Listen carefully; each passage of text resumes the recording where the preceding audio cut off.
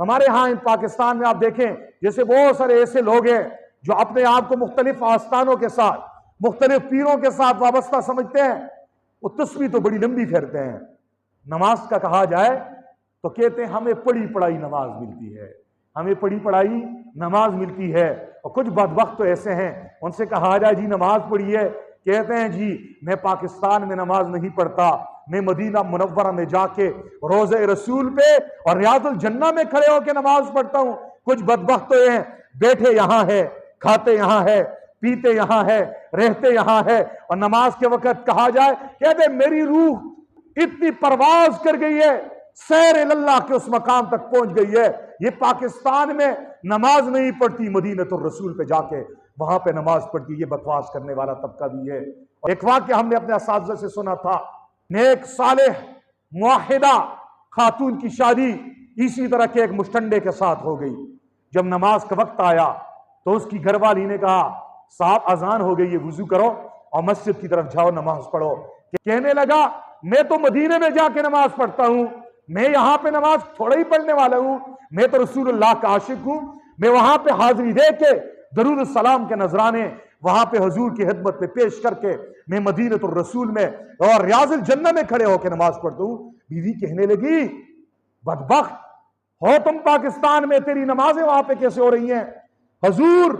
مکے میں تھے، مکے میں نماز پڑھی ہے، مدینے میں تھے، مدینے میں نماز پڑھی ہے، خندق میں تھے، خندق میں نماز پڑھی ہے، احد میں تھے، احد میں پڑھی ہے، بدر میں تھے، بدر میں پڑھی ہے، سفر میں تھے تو سفر میں نماز پڑھی ہے، حضر میں تھے، حضر میں پڑھی ہے، جہاں تھے وہیں پہ نماز پڑھی ہے۔ آپ یہ کیسی بات کر رہے ہیں؟ کہنے لگا آپ گستاخ ہو، آپ اللہ والوں کو مانتے نہیں ہو۔ یہ میرے مرشد نے، میرے پیر صاحب نے بتایا ہے مجھے وظیفہ، میں وہاں پہ جا کے نماز پڑھتا ہوں، اور میرا حضرت بھی، میرا پیر صاحب بھی مدینہ الرسول میں جا کے نماز پڑھتا ہے۔ بڑی سمجھدار خاتون تھی، کہنے لگی آپ کا حضرت، آپ کا پیر صاحب، آپ کا مرشد صاحب بڑا پہنچے ہوئے سرکار ہے، ذرا اس کی ضیافت کرتے ہیں، دعوت کرتے ہیں، مجھے بھی اپنے حضرت کی مریدنی بنا لو، اس کے ہاتھ میں میرا ہاتھ تھما دو تاکہ مجھے بھی اللہ کی محبت کے یہ مقامات نصیب ہو جائیں۔ چنانچہ اس نے کہا بہت اچھا ہے، دعوت کی تاریخ رکھی گئی، وقت معین پہ حضرت صاحب اس کے گھر میں آ کر جلوہ افروز ہو گئے، وہاں پہ تشریف لائے، کھانے تیار ہو گئے۔ جب دسترخوان لگا خاوند نے کہا لاؤ کھانا لاؤ، میرے حضرت کے لیے جو کھانا پکا ہے خاص کھانا ہے وہ حضرت کے سامنے رکھو، اور جو میرا ہے مریدوں کا کھانا ہے وہ ہمارے سامنے رکھو۔ چنانچہ وہ اللہ کی بندی اٹھی، اس نے بڑی حکمت سے کام کیا، کھانے کی پلیٹیں ساری لگا لی، بریانی لگا لی، اور بریانی کے اوپر بڑی بڑی بوٹیاں جو تھیں وہ سارے مریدوں کے سامنے رکھ لی، اپنے خاوند کے سامنے بھی رکھ لی، اور پیر صاحب کے سامنے جو پلیٹ رکھی اس کے نیچے بوٹیاں، اوپر چاول ڈال دیے گئے۔ چنانچہ یہ پیر صاحب نے دیکھا سب کے سامنے بوٹیاں ہیں، سب کی اچھی ضیافت ہو رہی ہے، اکرام ہو رہا ہے، اور میری تو توہین ہے۔ کہنے لگا کہ تیری گھر والی لگتی ہے کوئی وہابی ہے، کوئی اللہ والوں کی گستاخ اور گمراہ ہے۔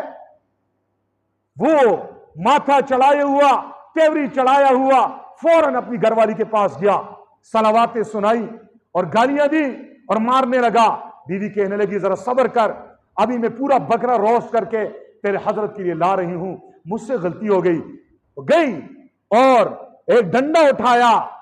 اور اس پیر صاحب کے سر پہ رسید کیا، کہنے لگا بدبخت تجھے یہاں بیٹھے بیٹھے مدینہ نظر آ جاتا ہے، تجھے چاولوں کے نیچے بوٹیاں نظر نہیں آتی۔ ایک طبقہ ان لوگوں کے ہاتھ چڑھا ہوئے ہمارے ہاں، ان کے ہاں نماز کی کوئی اہمیت نہیں ہے، ان کے ہاں ملنگوں کی بوٹی ہے، چرس چڑھا لی، بنگ چڑھا لی اور کہا جاؤ تم فارغ ہو، یہ کلندری لائن ہے، اس میں نماز شماز نہیں ہے، اس میں تم شریعت سے آزاد ہو، میں تمہیں قیامت والے دن روز محشر تمہیں میں جنت کا پروانہ دینے والا میں ہوں، تمہاری سفارش میں کروں گا۔ ایک بدبخت یہ ہیں